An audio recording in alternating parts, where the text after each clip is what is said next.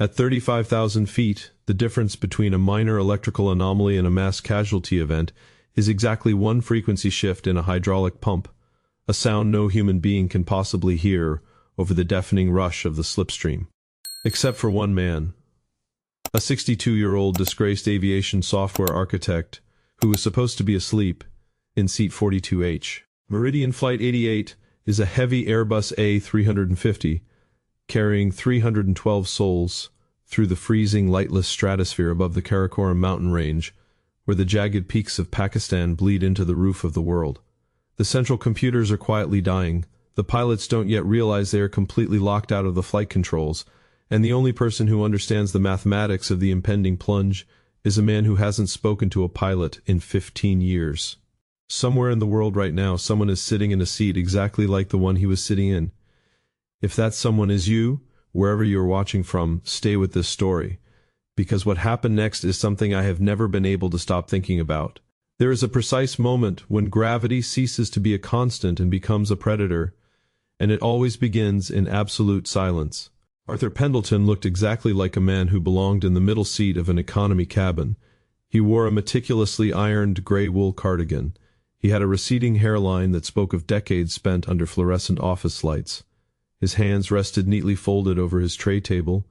To everyone around him he was invisible, the kind of man you ask to watch your laptop while you use the lavatory, the kind who apologizes when someone else steps on his shoe. The cabin of Flight 88 was a cavern of recycled dry air and low blue mood lighting. The smell of reheated pasta and stale coffee had soaked into the upholstery. Beside him, a young man in a heavy collegiate sweatshirt was snoring hard, his elbow repeatedly drifting onto Arthur's armrest.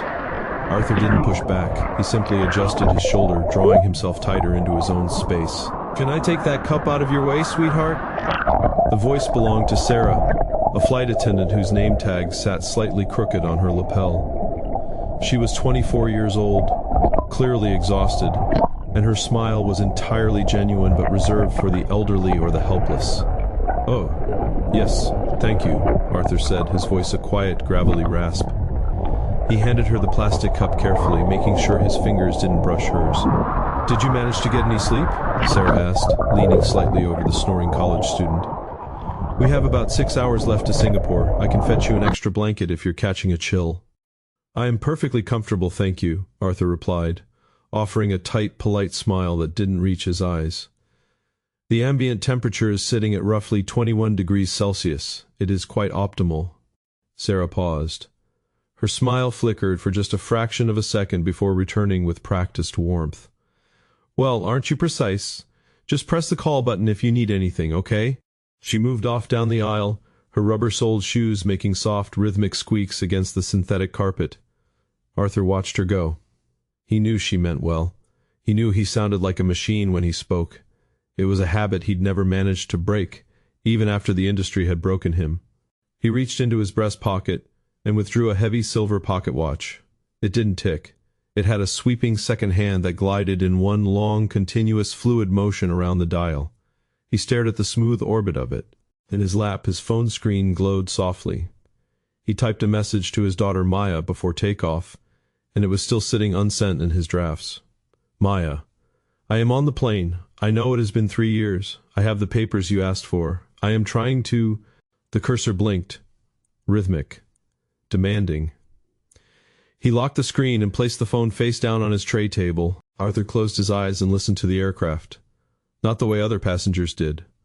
Where they heard a single comforting roar, Arthur heard a symphony of distinct mechanical intentions, the bleed air valves cycling in the lower fuselage, the high bypass turbofans burning Jetta fuel at precisely 2.4 gallons per second, the fuselage expanding against the crushing negative pressure of the deadly atmosphere just inches beyond the window. Everything sounded nominal. He was just a tired man on his way to see a daughter who no longer wanted to see him. The architecture of Arthur's mind had been built in a windowless room in Toulouse, France, in the winter of 1998. He was not an accountant, not a middle manager. Arthur Pendleton was one of 3 men who wrote the foundational source code for the fly-by-wire reversion laws that kept modern commercial aircraft in the sky. He was the man who taught the metal how to think. The memory always found him when he closed his eyes. The drafting room smelled of ozone, burnt espresso, and dry erase markers. Rain lashed against the reinforced glass of the hangar outside. Elias was standing by the primary schematic board. Elias, who smoked too much, who wore ties with impossible geometric patterns, and who had a mind so brilliant it quietly terrified the corporate board. Elias had been Arthur's mentor, his friend, the only person who heard the same music in the code. "You are looking at the screens, Arthur," Elias said, his thick accent cutting through the hum of the server racks. He tapped a heavy, nicotine-stained finger against the glass of a cathode ray monitor displaying raw telemetry. "Stop looking at the screens." Arthur, 34 years old, desperate to prove himself, rubbed his temples. "The simulator shows a complete hydraulic degradation. The parameters say the aircraft will pitch down. The screens are giving us the exact vector of the failure." "The machine," Elias interrupted, leaning down until he was eye level with Arthur, "will only ever tell you what it thinks is happening. The sensors are interpreters. They can lie, they can freeze, they can be fooled by ice or by atmospheric electricity." Elias reached over and slammed his hand down on a physical control yoke mounted to the test bench. The metal shuddered.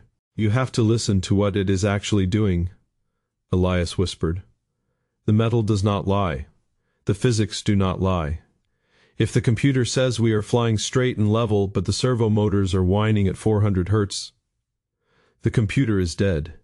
You must teach the system how to die gracefully, Arthur, and you must give the human being a way to bypass the ghost in the machine." Arthur spent the next 3 years writing what became known as the Pendleton Override, a deep, buried sequence of manual inputs that would physically sever the flight control computers from the hydraulic lines, returning the aircraft to raw, unassisted mechanical flight. The corporate board rejected it. "It requires too much physical strength to fly without the computers," the chief of engineering argued across a sprawling mahogany table. "It adds unacceptable weight to the hydraulic routing, and it assumes our computers will fail. Our computers do not fail." "They will," Arthur pleaded, his voice cracking. "If the logic loop gets caught in a contradictory state, if it receives a false stall reading combined with a low-temperature sensor fault, it will lock the pilots out. It will fly itself into the ground. We are stripping the override from the final build, Arthur. The matter is closed." Arthur didn't stop fighting. He broke protocol. He went to the aviation press. He made himself a liability, and so they crushed him, discredited his research, forced him into early retirement wrapped in a non-disclosure agreement. Elias died of a heart attack 2 years later, defending Arthur's theories to an empty room. Arthur opened his eyes. The cabin of Flight 88 was still dark. The sweeping hand of his silver watch passed the 12. He rubbed his face.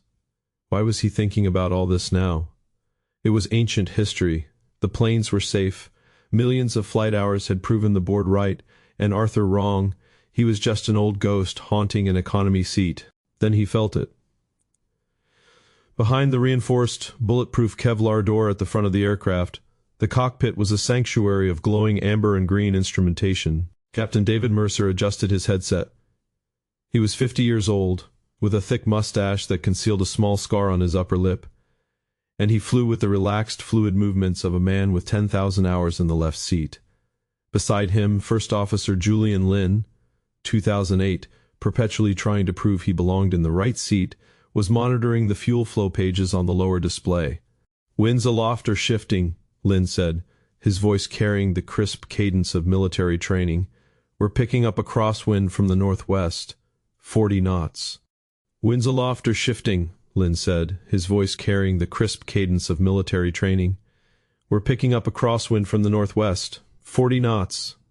"Let the auto-throttle manage it," Mercer replied, taking a slow sip from his insulated coffee mug. "It's a beautiful night. Look at the moonlight on the Karakoram. You don't get a view like that from a desk."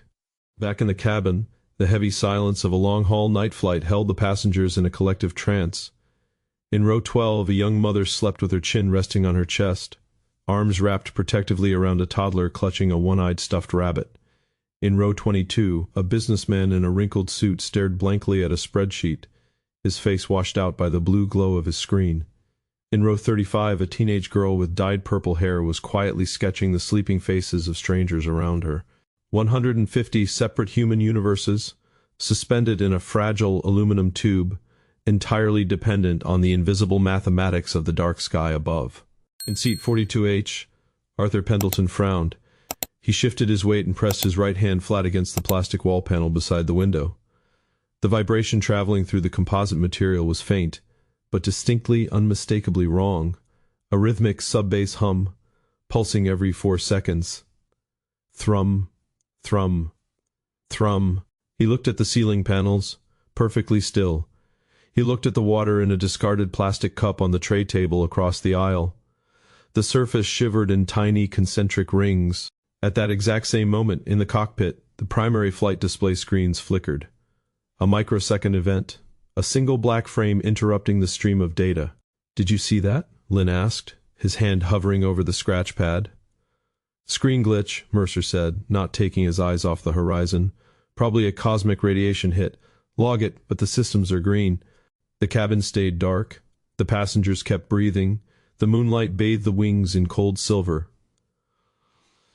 Not everything that looks fine is fine. The crisis didn't arrive with an explosion. It arrived like a disease. Stage 1 began in the floorboards. Arthur could feel it through the soles of his shoes. The 4-second pulse had accelerated to a 2-second interval. It was the distinct acoustic signature of the horizontal stabilizer trim motors fighting a contradictory command. The flight computer was telling the tail to pitch down. The autopilot was telling the tail to pitch up. And the metal was groaning under the weight of the argument. He looked left and right. The snoring college student shifted. A woman 3 rows up coughed softly. Nobody else felt it. Arthur's chest tightened. His breath went shallow. "Am I imagining this?" he thought. "Is this the paranoia? The same phantom ghost that cost me my career?" He gripped the silver watch in his pocket. The smooth, sweeping motion grounded him. He listened again. The frequency shifted. It was real. Stage 2 struck the cockpit without a sound. "Captain," Lynn said. The military edge had left his voice completely. It was tight now. "We're drifting off the lateral navigation path, 2 degrees right." Mercer set his coffee cup into the holder with a soft clack. "I see it. The autopilot's wandering. I'll re-engage." He reached up to the glare shield and pressed the AP1 button. The green light went out, then came back on. "Still drifting," Lynn said, his eyes on the altimeter. The numbers had begun a slow, lazy roll downward. "We're losing altitude, 50 feet. "All right, disconnecting," Mercer said, keeping his voice steady. "I have control." He pressed the red disconnect button on his side stick. The master caution chime cut through the cockpit. A single, sharp synthetic note. "Flight control computer 1 fault." Lynn read rapidly from the centralized warning screen. "Sec 1 fault, Sec 2 fault. What the hell?" "I have no response on the stick," Mercer said, knuckles going white as he hauled back on the heavy grip. "Julian, the stick is locked. Full back pressure, nothing." "Taking control," Lynn said, grabbing his own side stick. "My stick is rigid, physically jammed." Stage 3 cascaded through the aircraft. The nose of the heavy Airbus dipped. A 5-degree pitch down, accompanied by a slow, sickening bank to the right. In the cabin, the shift in gravity was immediate. The sleeping mother jolted awake, clutching her child as her stomach rose into her throat. The businessman's laptop slid down his tray table and hit the floor. The teenage girl's pencil rolled rapidly down the aisle, picking up speed as the floor angled sharply beneath her feet. The blue mood lighting flickered, died, and was replaced by the blinding white of the emergency cabin lights. A collective gasp tore through the 150 passengers. Conversation stopped. The air went thick with the metallic scent of fear. In the cockpit, a single drop of sweat ran down the side of Mercer's face, tracing the line of his jaw. The horizon on his screen was tilting dangerously. "Mayday, mayday, mayday," Lynn shouted into his headset, the panic finally breaking through his training. "Meridian 88, catastrophic flight control failure, uncommanded dive, unable to maintain altitude." The radio spat back, heavy static. They were deep over the Karakoram valleys. The mountains were blocking the VHF signal. "We are locked out," Mercer said. A low, horrified whisper. The computer showed no errors. It showed perfect level flight, but the horizon outside the windscreen was spinning. In seat 42H, Arthur felt the G-force pulling him forward into his seatbelt. He recognized the specific angle of the dive, the harmonic whine of the dying servos. The logic loop had caught. exactly as he'd always said it would. The computer was flying them into the earth, entirely convinced it was saving them. He looked at the unsent text on his phone. I am trying to... He closed his eyes. If he stayed in his seat, he would die quietly in the dark, an invisible man who knew exactly why his heart was about to stop. If he stood up, he would have to become the man they'd told him he wasn't. He would have to face the machine that had taken everything from him. The plane banked through 15 degrees. The first screams erupted from the rear galley. Arthur Pendleton opened his eyes. He unbuckled his seatbelt, and he stood up. The aisle was a canyon of terrified faces, tilted at a severe angle. Arthur gripped the tops of the seats and hauled himself forward, his gray cardigan hanging loose from his frame. The engines had spooled to a deafening roar as the aircraft gained speed in the descent. Sir, you need to sit down." Sarah was strapped into her jump seat at the forward lavatories, face pale, eyes wide, desperately hiding her terror behind what remained of her professional training. "I need access to the flight deck," Arthur said. "Are you insane?" Sarah yelled over the roar of the airframe. "Sit down before you break your neck.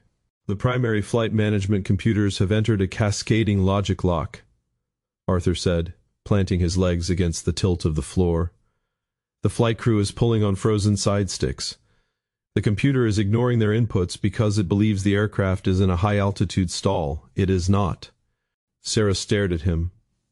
The gentle warmth she usually aimed at elderly passengers had vanished, replaced by something she couldn't name. From business class, a man in his 40s unbuckled and scrambled toward them.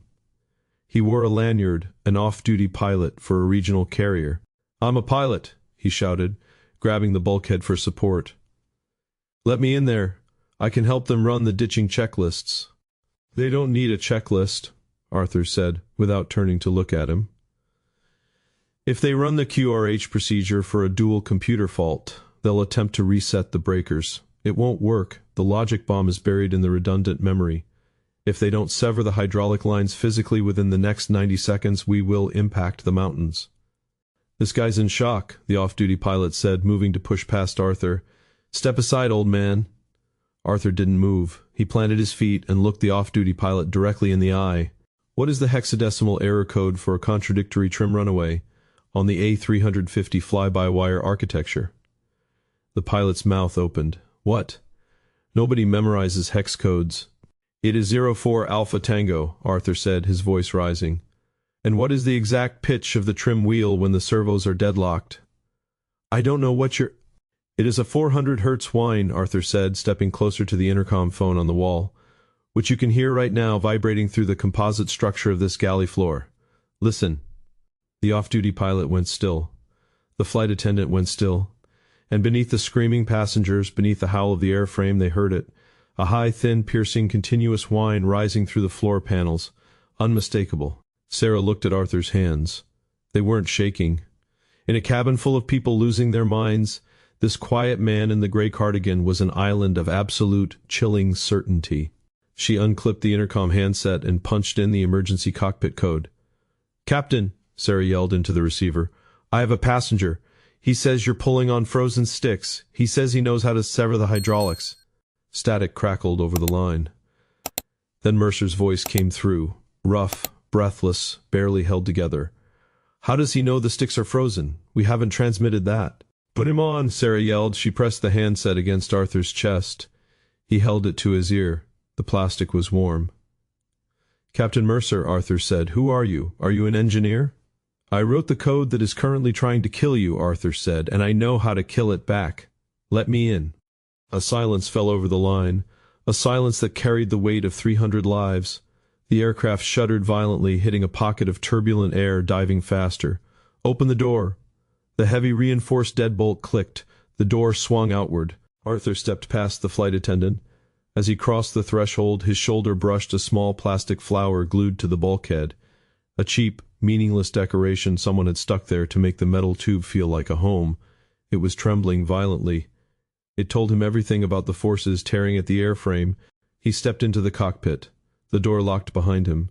The flight deck was a chaotic canvas of flashing red warnings, screaming synthetic voices, and a terrifying tilted view of moonlit mountains, rising fast through the windscreen.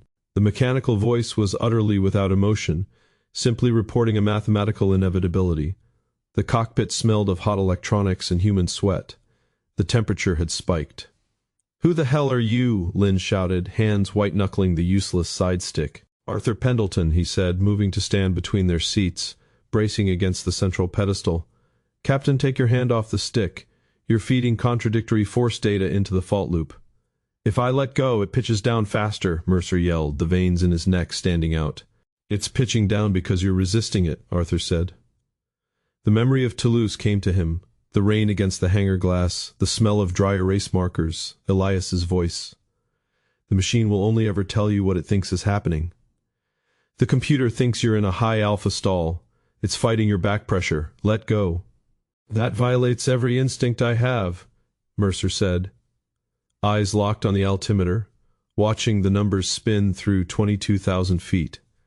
The mountain peaks in some sectors topped out at 26,000. They were dropping into the jagged teeth of the earth. "Do it," Arthur commanded. Not a request. The voice of the man who built the machine. Mercer swallowed hard. Slowly, agonizingly, he released his grip.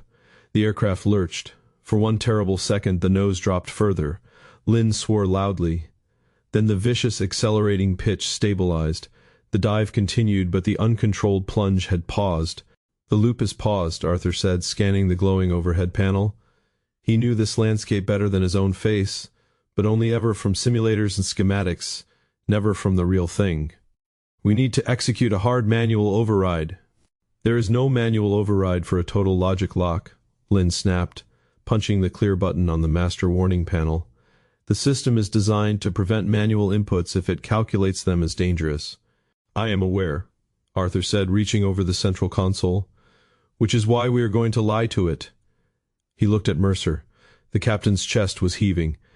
"Captain, you have 3 primary flight control computers and 2 secondary. I need you to cycle the power on SEC-1 and SEC-2. Not sequentially, simultaneously."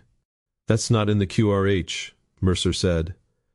"The QRH assumes the software is sane," Arthur replied. "The software has lost its mind. Do it." Mercer reached up to the overhead panel. Fingers trembling, he found the 2 guarded switches, snapped them down together, waited 2 seconds, snapped them back up. The screens went black. The entire cockpit plunged into darkness. The roar of the engines filled the void. "What did you do?" Lynn screamed. "I blinded it," Arthur said softly into the dark. For 3 excruciating seconds there was nothing but the rush of wind past the fuselage. Then the screens flared back to life, not with normal flight parameters, but with raw, unfiltered diagnostic code. Green text cascading down a black background. "First Officer Lynn," Arthur said, leaning in. "Open the maintenance sub-menu on your multi-function display, code sequence 0047. Lynn's hands flew across the keypad. "I'm in. Hydraulic architecture. Select valve crossfeed." "It's locked," Lynn said, his voice cracking. "The system requires an engineering master key to actuate those valves in flight." Arthur froze. The blood drained from his face. No, this was the crisis inside the crisis. The corporate board in 1998 hadn't just removed the override switch from the cockpit. They had software-locked the physical valves. They had sealed the coffin perfectly. The mountains were visible now through the windscreen. Massive, snow-capped monoliths of black rock and white ice, rushing up in the moonlight. 18,000 feet. "Arthur," Mercer said. His voice had dropped an octave, no longer a command, a plea from a man who understood he was about to die. "What do we do?" Arthur stared at the raw code scrolling down the screen. The silver watch in his pocket felt like a burning coal against his chest. He closed his eyes. The metal does not lie. The physics do not lie. Elias was beside him. He could almost smell the smoke. "If you cannot go through the brain, Arthur, you must cut the nervous system." Arthur opened his eyes. He dropped to his knees on the cockpit floor. "What are you doing?" Lynn asked, panic climbing again.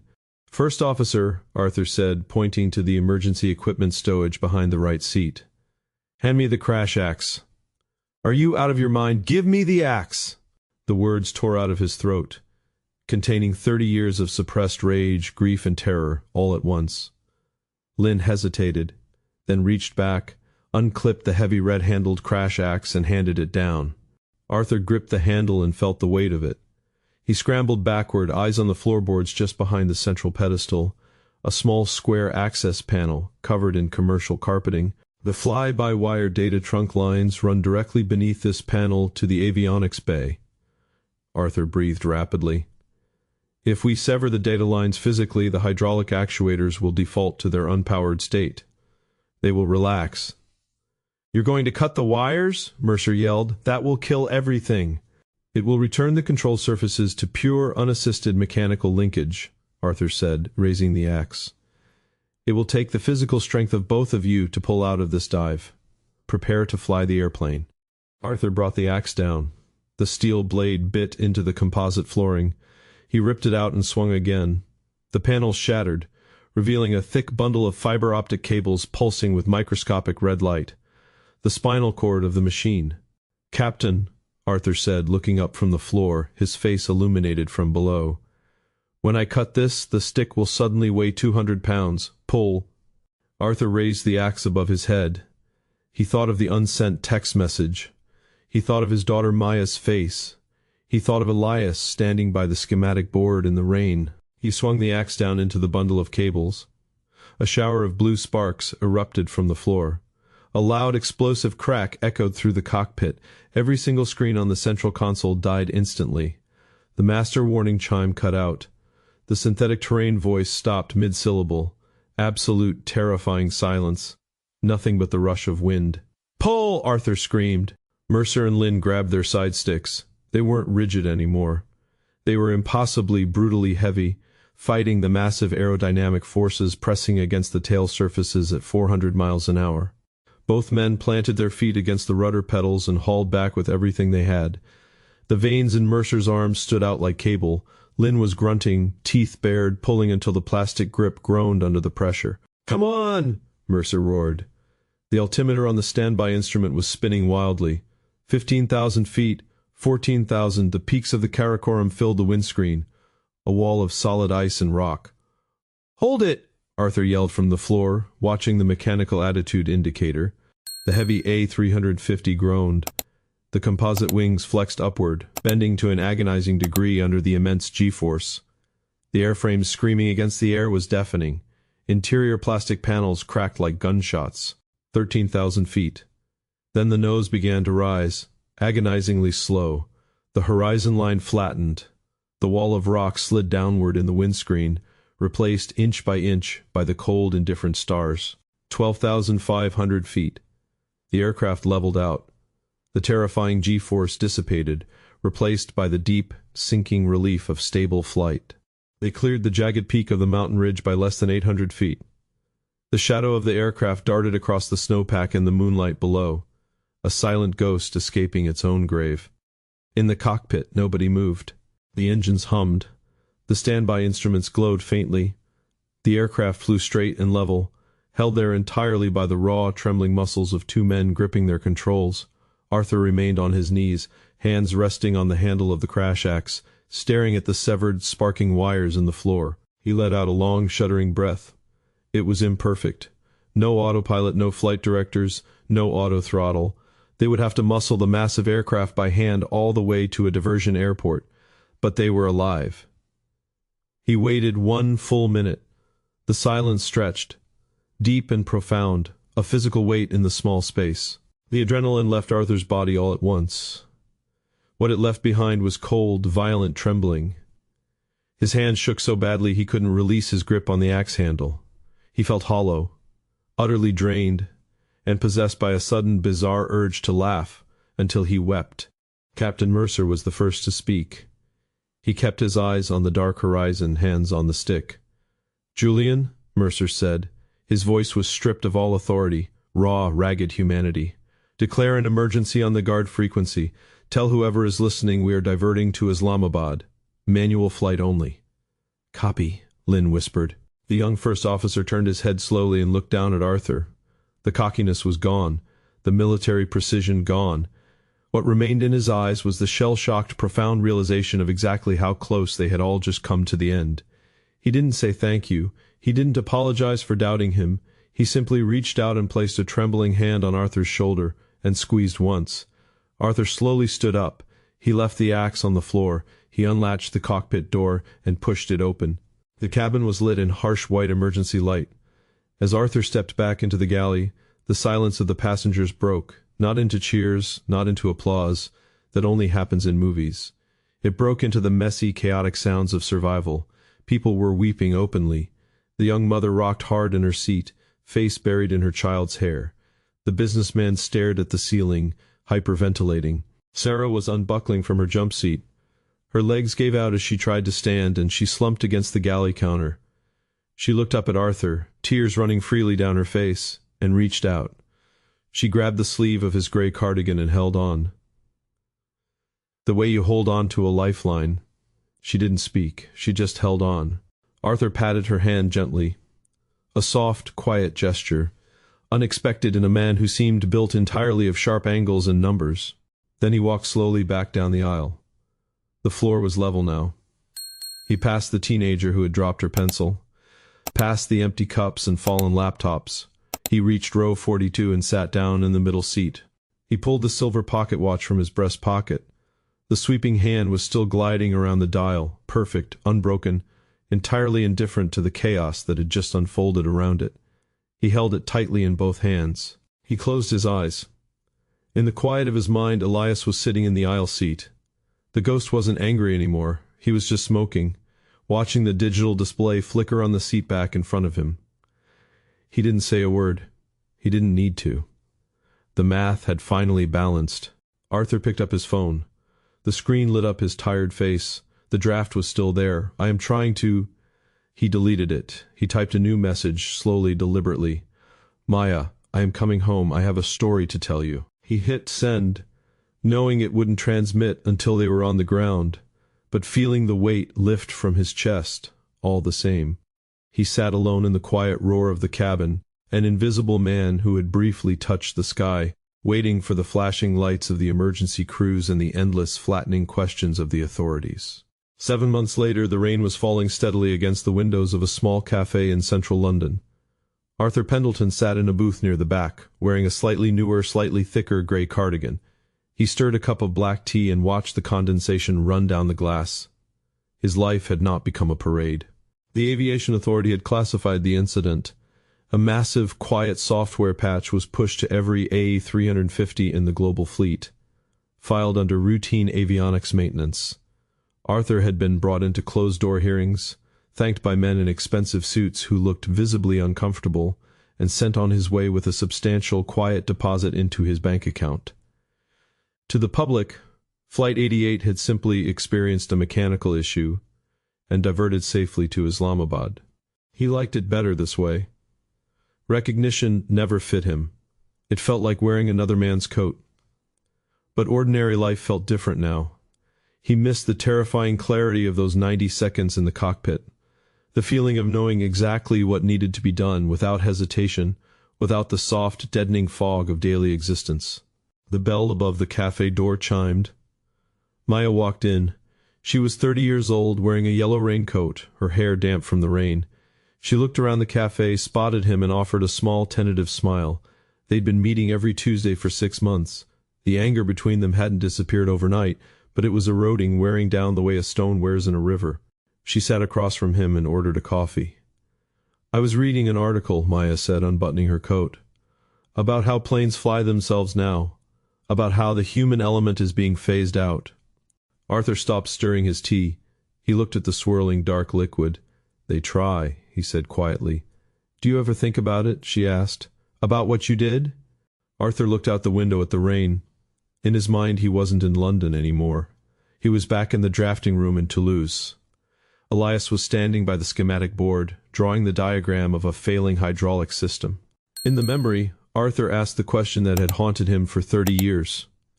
Elias, when will I ever need to know how to kill the machine? And the ghost of Elias, blowing smoke into the fluorescent lights above, looked back at him. You will never need to kill the machine, Arthur. You will only ever need to remind it that a human being built it. Arthur looked back across the table at his daughter. The rain against the window blended with the quiet hum of the city surrounding them, and he realized the sky had never been empty at all.